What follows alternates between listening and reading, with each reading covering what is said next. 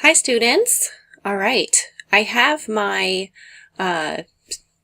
post stage 1 drawing where I have made it into more of a painting now.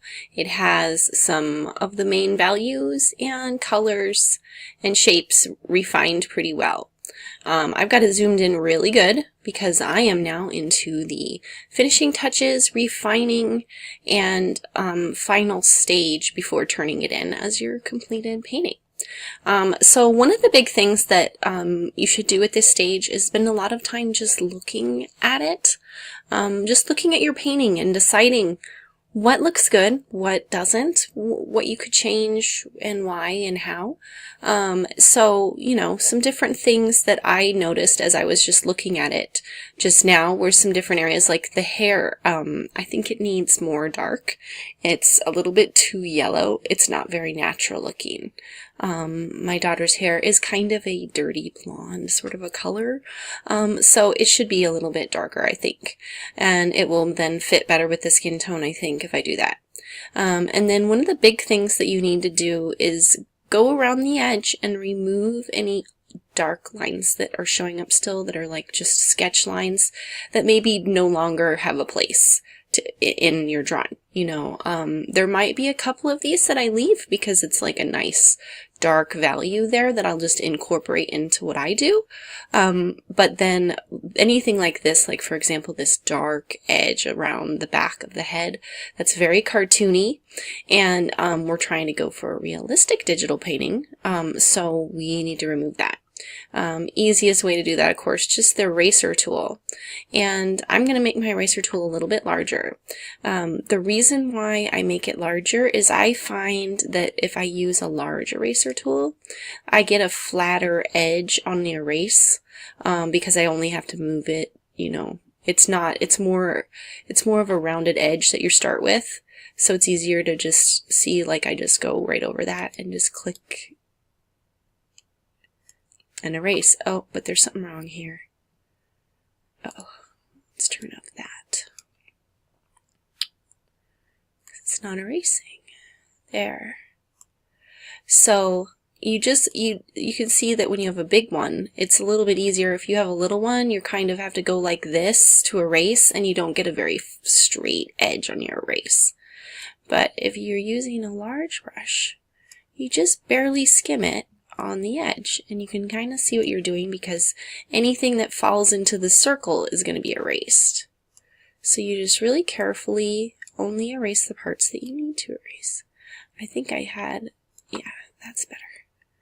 You want to make sure not to have a weird uneven edge on things, because that's another piece of the realism, is for it to not seem like you just ran a mouse along the edge there. You got to try and keep that nice, smooth drawing look and painted look.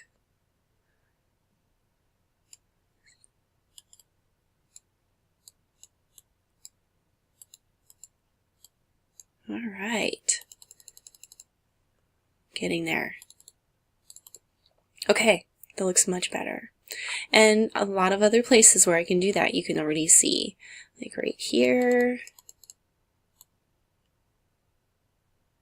You just don't need those anymore, because now this whole thing is starting to look like it's supposed to, and you don't need those guidelines anymore to tell you where the hair should go and where the edge of the head is. So you got it. So I'm just going to keep doing this and just clean up all those dark edges, and you know, just doing that is going to do a lot for making this seem more realistic. And there's a few different other things that I've noticed that I need to do. Like right here, this arm is way too flat, especially right where it hits the shirt. Also, it's got too soft of an edge there. So I'm going to switch back to my brush. I'm going to lower the diameter down a little bit, because I don't want it to be, yeah, even smaller than that. Even smaller, maybe like 5. Oh yeah, that's good, like 5. And then I'm going to zoom in, or apparently scroll down.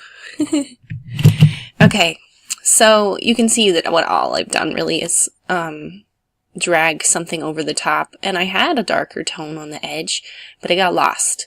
So I can get that tone back. I can come over here with the eyedropper tool and I can get that tone on my brush.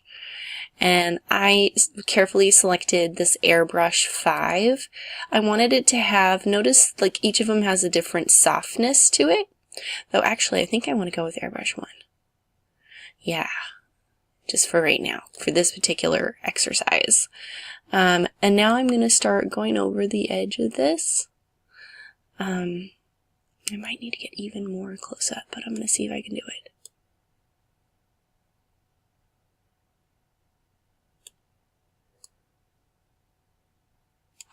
Very nice. Okay, so that's helping. It's a little bit weird though. I think it needs a little bit bigger diameter.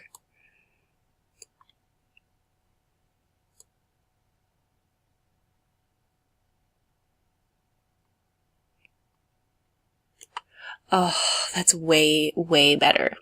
Though I do think that the color needs to be darker. So once I've got kind of a good skin tone match for what kind of color I'm using, I can just drag it lower to make it a little bit darker, because this is all the same color. It's just shades, which is the white above, and tints, which is black below. And then the pure color is like right here in the middle or so. Anyway, so I'm just making a little bit different shade, a little darker shade of color. Okay, that's starting to look really nice. And I need to do the same here on the edge of this hand. And kind of smooth that out, that edge out a bit. Yes, this is looking a lot better. Okay, and then I still need it darker. Because I gotta get a darkness here. Oh yeah, that's way, way better. Okay. And that's starting to look awesome. I want to go back to that lighter tone again, so I can just match it. And then brush it.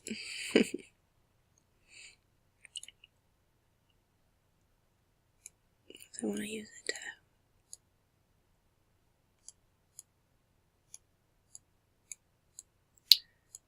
gradient a little bit there. Cool. And I think I need a little bit of cleanup right there. Oh, that's looking great.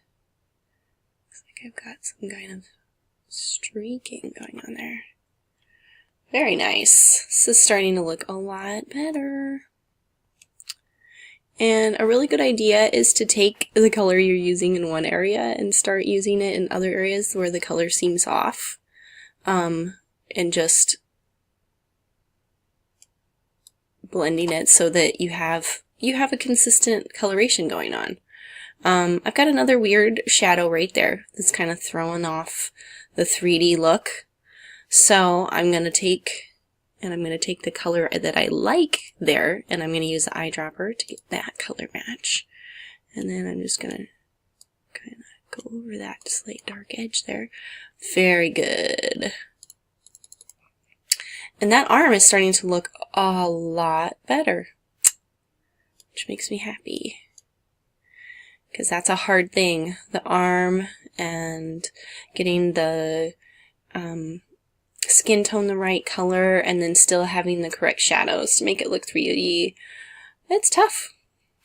Alright, I'm going to keep going, and I'm going to check in with you guys in a little while with some more tips when I'm just about finished. Alright students, so here we are. I have gone in and done a whole bunch of edits to this photo or painting, and here you can see I've added a background. It's a gradient, and that's really simple. It's actually, there's a gradient tool right here, and the best way to do that, if you have a white background like you most likely do, clean it up really good. Make sure there's no weird little gray spots anywhere from pencil marks or smudges, and then you can take this magic wand tool And if you just select the screen on the white part, it'll select the whole image all the way around your person.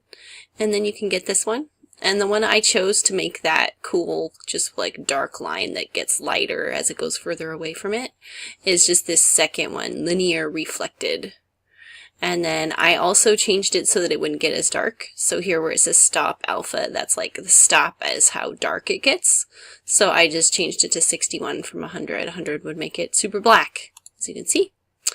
And the other things that I did, I talked about before, but I did a bunch of adjustments to skin tones. I did a whole bunch of work on making this part here look more realistic. I refined some of the designs on the front here. And I did a little bit of work on these table legs just to perfect them. And yeah, I think it turned out awesome. And I hope yours did too. If you have any questions or you need help, please reach out to me or Miss Chick. We are both here to help you.